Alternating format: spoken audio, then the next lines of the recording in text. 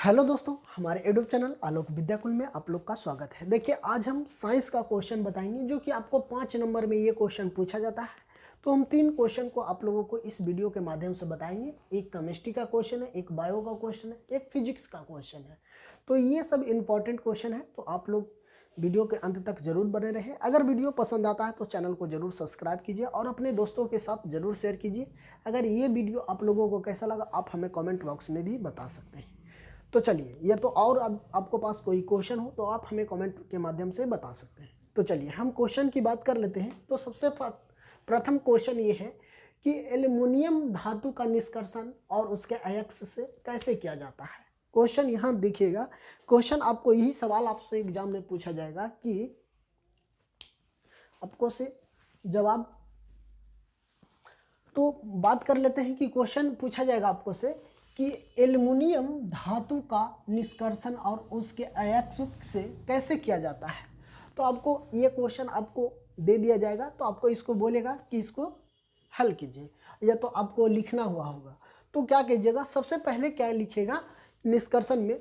तो यहाँ हम लिखेंगे एल्युमिनियम धातु का निष्कर्षण बॉक्साइड होता है। ये आपको कई बार ऑब्जेक्टिव क्वेश्चन में भी पूछा जाता है कि एल्युमिनियम धातु का क्या होगा, तो बॉक्साइट होता है। तो एल्युमिनियम धातु का निष्कर्षण की बात करते हैं तो बॉक्साइट होता है। इसका अयस्क होता है बॉक्साइट से किया जाता है ना।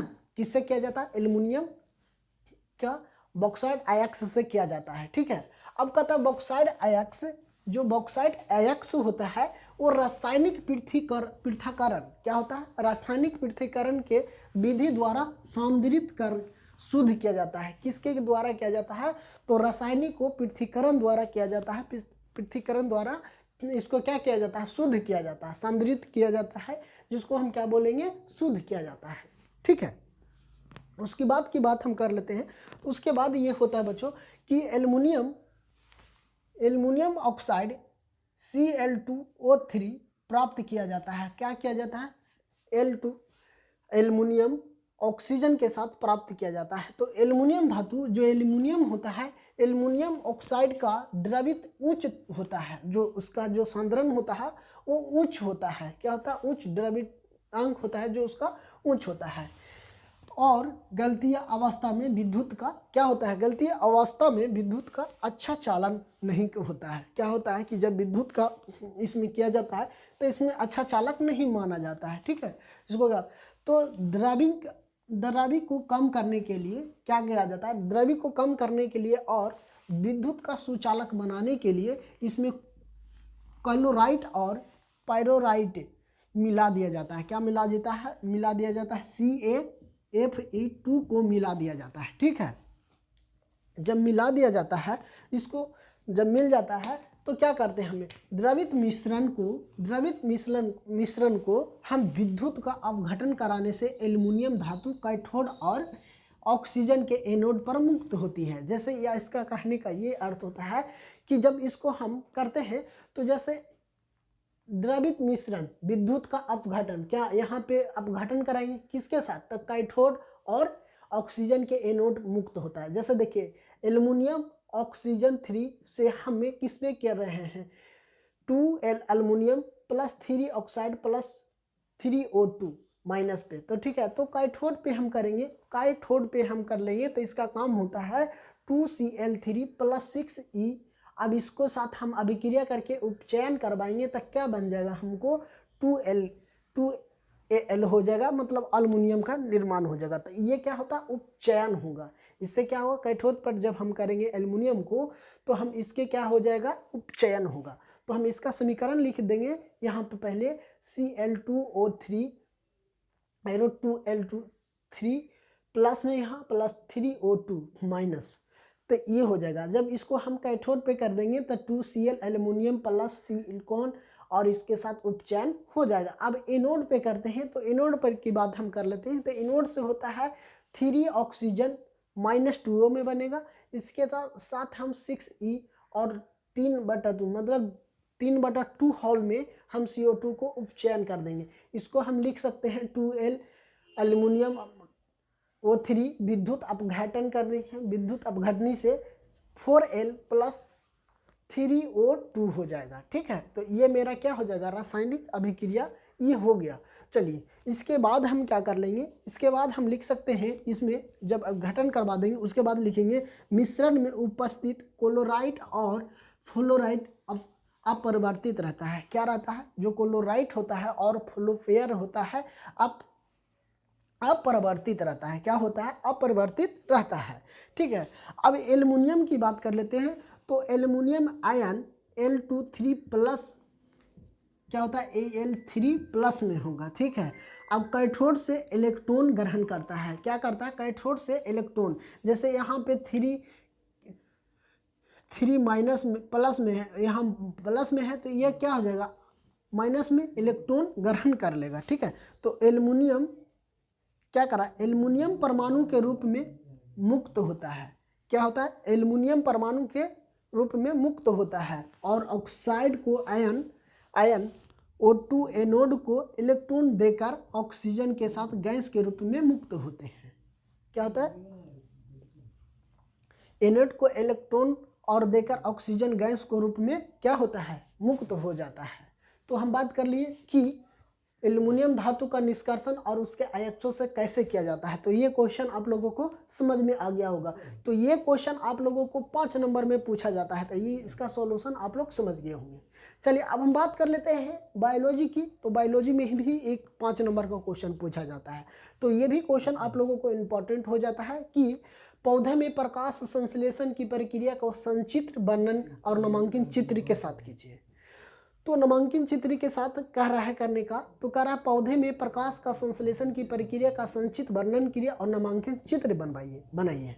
तो इसको हम क्या करेंगे, सबसे पहले हम लिखेंगे सूर्य के प्रकाश। क्या करेंगे, हम लिख सकते हैं कि सूर्य के प्रकाश की उपस्थिति में पौधों को हरे भाग जैसे पत्तियों कोमल, है ना, क्या होता है, सूर्य के प्रकाश की उपस्थिति में पौधों को हरे भाग, जो हरे भाग होते हैं, जो पत्ते की बात करते हैं वो हरे पत्तियां और कोमल तने, क्या होता है, कोमल जो तने होते हैं इत्यादि आदि द्वारा कार्बन डाइऑक्साइड मतलब CO2 क्या करता है, वह जल और H2O की सहायता से भोजन बनाने की क्रिया करती है। क्या करती है, जो पौधा भोजन जो बनाती है, पौधा भोजन बनाती है किसके द्वारा, कार्बन डाइऑक्साइड CO2 और हाइड्रोजन जल के द्वारा सहायता से भोजन अपना बनाने की क्रिया करती है। उसके बाद क्या करता है, प्रकाश संश्लेषण कहलाती है। इसको हम क्या बोलेंगे कि प्रकाश संश्लेषण करती है या कहलाती है। ठीक है, अर्थात पौधे हरे भागों द्वारा क्या कहता है, पौधे हरे भागों द्वारा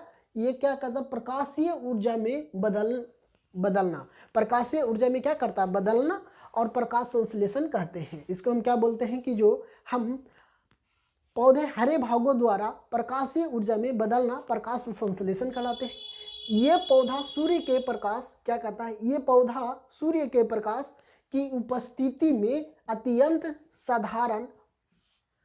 साधारण और कह रहा है अकार्बनिक यौगिक में प्रमुखतः जल व कार्बन डाइऑक्साइड तथा कुछ खनिज पोषक पदार्थों से प्रकाश संश्लेषण द्वारा क्या कर रहा है कि कार्बन डाइऑक्साइड के अकार्बनिक यौगिक के प्रमुखतः जल और कार्बन डाइऑक्साइड तथा कुछ खनिज पोषकों द्वारा, है ना, पोषकों द्वारा प्रकाश संश्लेषण के द्वारा क्या करता है, ये भोजन बनाता है। तो देखिए अब अगर हम बात कर लेते हैं इसका फिगर की, तो नामांकित चित्र एक पत्ते के चित्र हम बनाए हैं जो ये देख रहे हैं। यहाँ से सूर्य की प्रकाश पड़ रही है, किस पे पड़ रही है, तो ये पत्ती पर पड़ रही है। जब पत्ती पर पड़ रही है तो इसका क्या क्या मुख्य कारण, यहाँ पे देखिए क्लोरोफिल होगा, जो कि क्लोरोफिल प्लस जल प्लस ग्लूकोज प्लस ऑक्सीजन, इसमें कितना घटना घट रहा है, तो घटना की बात हम कर लेते हैं तो 4 घटना घट रही है। क्लोरोफिल हो रहा है, जल हो रहा है, ग्लूकोज हो रहा है, ऑक्सीजन। अब यहाँ से ऑक्सीजन से क्या होता है, वायु मुक्त होगा। यहाँ पे क्लोरोफिल करा वायु से CO2 क्या होगा, CO2 आएगा। अब यहाँ देखिए प्रकाश की रोशनी यहाँ पे पड़ेगी, है ना, यहाँ से क्या आएगी, प्रकाश आएगी, पत्ते पे पड़ेगी। इसके द्वारा करेंगे मिट्टी से अवशोषित द्वारा, मतलब कहने का इसका अर्थ ये है कि मिट्टी से जो हमें प्राप्त होगा खनिज लवण जो कि CO2 जल को प्राप्त, तो पौधों को भिन्न भिन्न भागों में ये क्या करेगा, पहुंचाएगा। तो ये नामांकित चित्र हो गया। अब इसका फिर हम इसको नीचे में लिखेंगे, पहले साधारण और बाद में जटिल कार्बोहाइड्रेट, है ना, क्या कर रहा है ना, कहने का पहले साधारण और बाद में जटिल कार्बोहाइड्रेट, वसा, प्रोटीन आदि सभी प्रकार की अकार्बनिक यौगिक बनता है। क्या बनता है कि कार्बोहाइड्रेट बनेगा, प्रोटीन इत्यादि सभी प्रकार के अकार्बनिक यौगिक बनता है। इससे हम क्या बोलेंगे, प्रकाश संश्लेषण की एक जैविक रासायनिक अभिक्रिया है। और इस अभिक्रिया को हम क्या बोलेंगे, निम्न समीकरण के द्वारा प्रदर्शित करेंगे। जब इसका समीकरण लिखना होगा तो हम क्या लिखेंगे, 6CO2 + 6H2O। इसको हम क्या करेंगे, ऊपर में सूर्य का प्रकाश क्लोरोफिल के साथ C6H12O6, फिर यहाँ प्लस 6O2। जैसे देखिए यहाँ C6H12O6 को हम ग्लूकोज बोलते हैं, 6O2 को ऑक्सीजन बोलते हैं। ठीक है, तो यहाँ से हम अकार्बनिक डाइऑक्साइड को हम जल के साथ अभिक्रिया कराएंगे तो सूर्य का प्रकाश से क्लोरोफिल के जैसे C6O2 + 6H2O। तो हम पहले यहाँ क्या करेंगे, ग्लूकोज में बदल देंगे, ग्लूकोज के बाद ऑक्सीजन को अलग कर देंगे। तो ये मेरा क्या हो जाएगा, पौधों में प्रकाश संश्लेषण की प्रक्रिया को संचित और नामांकन के साथ करें। तो ये आपका 5 नंबर में क्वेश्चन पूछा जाता है, तो इसका हम इस प्रकार से लिख सकते हैं। तो आपका ये क्या होगा, 5 नंबर फिक्स है कि मिल जाएगा। चलिए अब यहाँ से नेक्स्ट क्वेश्चन एक फिजिक्स से जी की हम बात आपको करते हैं भौतिकी की बात। तो भौतिकी में भी आपको बहुत सारे क्वेश्चन, आपको 3 टाइप के ये क्वेश्चन दे दिया जाएगा कि ओम के नियम के अध्ययन के लिए एक विद्युत परिपथ खींचिए। ठीक है, पहला सवाल ये रहेगा। दूसरा आपको बी में दे दिया जाएगा ओम का नियम लिखिए। ठीक है, और तीसरा में दे देगा कि ओम के नियम को सत्यापित करने वाले VI ग्राफ को खींचिए और उसका ग्राफ की प्रकृति को लीजिए। तो इस टाइप की अगर सवाल आएगा तो सबसे फर्स्ट प्रथम में कह रहा है कि ओम के नियम के अध्ययन के लिए एक विद्युत परिपथ खींचिए। तो ये जो विद्युत परिपथ की बात करते हैं तो विद्युत परिपथ यही होता है, यहाँ से आपको लाइन ड्रॉ कर देना है। ठीक है, यहाँ से लाइन ड्रॉ हम किए तो यहाँ पे जो मेरा बन रहा है इसको हम बोलते हैं V, इसको हम वोल्ट मीटर बोलते हैं, वोल्ट मीटर की बात करते हैं। तो ये मेरा क्या हो जाएगा, वोल्ट मीटर, इधर माइनस इधर प्लस होगा। ये जो R है जो अचर ताप है, ठीक है, ये प्रतिरोधक हो जाए, अचर ताप का प्रतिरोधक हो जाएगा। यहाँ कुंजी बोलेंगे, इसको हम जहाँ पे बोलेंगे कुंजी, इसको A द्वारा जो हम लिखे हैं इसको एमीटर बोलेंगे। यहाँ पे एक प्लस और एक माइनस होता है, ये परिपथ सेल होता है। ये क्या होता है बच्चों, ये हम बात करते हैं, ये सेल होता है। ठीक है, जो कि सेल एक प्लस एक माइनस में होता है। ठीक है, तो ये क्वेश्चन तो ओम के नियम को इसको हम लिख सकते हैं विद्युत परिपथ में। तो इसको हम आरेख खाली सिर्फ बनाना होता है, डायग्राम बनाना होता है। तो ये डायग्राम को क्या किए, हमने बना दिए। दूसरा करा ओम के नियम लिखे। तो ओम के नियम लिखने के लिए हम सबसे पहले क्या करेंगे, लिखेंगे नियत ताप पर किसी चालक से, क्या कर रहा है, नियत ताप से किसी चालक से प्रवाहित धारा I चालक के आयड विभवांतर भी समान अनुपाती होता है। गणितीय रूप में भी हम लिख सकते हैं V बराबर I गुने V, अथवा या तो I बराबर लिख सकते हैं V/R। क्या कर सकते हैं, V/R, जहां 1/R समानुपाती नियतांक होता है। ये क्या होता है, एक नियतांक होता है या तो नियत ताप जिसको बोलते हैं। इस राशि को चालक का प्रतिरोधक भी कहा जाता है। इसे क्या कहते हैं, इस राशि को चालक का प्रतिरोधक भी कहा जाता है। तो ये समझिए। दूसरा क्वेश्चन भी आप ओम के नियम भी लिख दीजिएगा। तीसरा की बात कर लेते हैं। तो तीसरा हमको ये कराना कि ओम के नियम को सत्यापित करने वाले VI ग्राफ को खींचिए और उसको ग्राफों को बनाइए। ठीक है, तो ग्राफ की बात करते हैं। तो ये जो मेरा सबसे पहले ये ग्राफ हो गया। ठीक है, ये ग्राफ हो गया, इसको I बोलते हैं, इसको V बोलते हैं। जहाँ पे क्या जीरो पे ये हो जाएगा।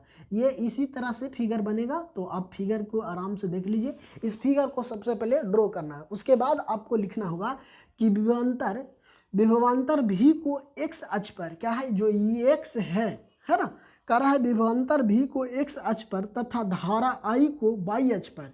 इसको अगर मान लीजिए इसको x बोलेंगे, इसको y बोलेंगे, है ना, इसको x और इसको y बोलेंगे, यहाँ पे x नहीं होगा। ठीक है, तो कह रहा है विभवांतर V और x अक्ष तथा धारा I के y अक्ष पर रखकर एक ग्राफ खींचे। कह रहा है एक ग्राफ खींचे। तो ये ग्राफ मेरा है, तो ग्राफ खींचा गया जाता है।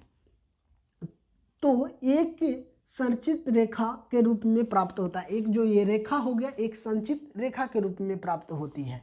इसे हमें निष्कर्ष निकालते हैं कि चालक के लिए सिरों के बीच का विभवांतर उस चालक को प्रवाहित होने वाली धारा को सीधा समानुपाती होता है। क्या होता है? सीधा समानुपाती होता है, जो कि ओम के नियम से प्रमाणित करता है।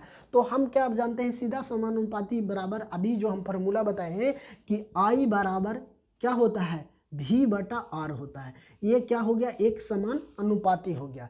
ये क्या हो गया? एक समान अनुपाती हो गया। तो ये क्वेश्चन आप लोगों को 5 नंबर में पूछा जाता है। तो हम 3 क्वेश्चन बताए हैं, तो कि आपको एल्युमिनियम धातु का निष्कर्षण और उसके अयस्क के साथ कैसे किया जाता है। दूसरा क्वेश्चन ये है मेरा कि पौधों में प्रकाश संश्लेषण की प्रक्रिया को संक्षिप्त वर्णन कीजिए और नामांकन चित्र कीजिए। तीसरा क्वेश्चन मेरा ये है कि ओम के नियम के अध्ययन के लिए एक विद्युत परिपथ को खींचिए, इसी में है ओम का नियम लिखे। और तीसरा सी में की बात करते हैं तो ओम के नियम को सत्यापित करने वाले VI ग्राफ को खींचिए और उसको ग्राफ को क्या करिए? प्राकृतिक में दर्शाइए। तो ये क्वेश्चन तीनों समझ में आया होगा। आई होप यू कि अब ये वीडियो अगर पसंद आता है तो चैनल को सब्सक्राइब कीजिए। अगर अभी तक हमारे चैनल को सब्सक्राइब नहीं किए हैं तो ज़रूर सब्सक्राइब कीजिए और अपने दोस्तों के साथ ज़रूर शेयर कीजिए। फिर मिलते हैं आप लोग के बीच नई कक्षा में, और कमेंट बॉक्स में ज़रूर हमें बताएं कि ये वीडियो आप लोगों को कैसा लगा। थैंक यू दोस्तों।